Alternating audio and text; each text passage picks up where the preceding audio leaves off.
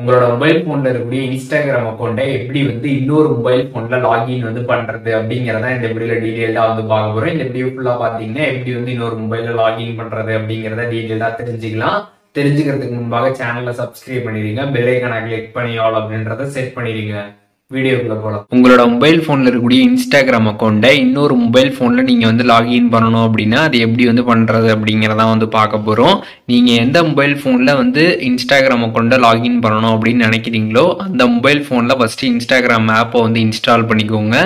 Install பண்ணிட்டு login page போயிடுங்க. Login page போனதுமே யூசர் நேம் பாஸ்வேர்டு என்டர் பண்ணுறதுக்கான பாக்ஸ் கொடுத்துருப்பாங்க. யூசர் நேமையும் பாஸ்வேர்டு நீங்கள் என்டர் பண்ணி லாகின் கொடுத்துருங்க. ஒன்ஸ் நீங்கள் லாகின் பண்ணதுமே பார்த்தீங்கன்னா உங்களோட லாகின் இன்ஃபோ சேவ் பண்ணணுமா இல்லை வேணாமான்னு கேட்கும். உங்களுக்கு வேணும்னா நீங்கள் சேவ் பண்ணிக்கலாம், அப்படி இல்லைனா நாட் நோ கொடுத்துக்கலாம். ஒன்ஸ் நீங்கள் கொடுத்ததுமே பார்த்தீங்கன்னா உங்களோட அக்கௌண்ட் பார்த்தீங்கன்னா சக்ஸஸ்ஃபுல்லாக பார்த்தீங்கன்னா லாகின் ஆகிடும். இப்போ நீங்கள் கம்ப்ளீட்டாக செக் பண்ணி பார்த்துக்க முடியும். ஸோ இந்த மாதிரி தான் பார்த்தீங்கன்னா நம்ம நம்மளோட இன்ஸ்டாகிராம் அக்கௌண்ட்டை இன்னொரு மொபைல் ஃபோனில் லாகின் பண்ணணும்.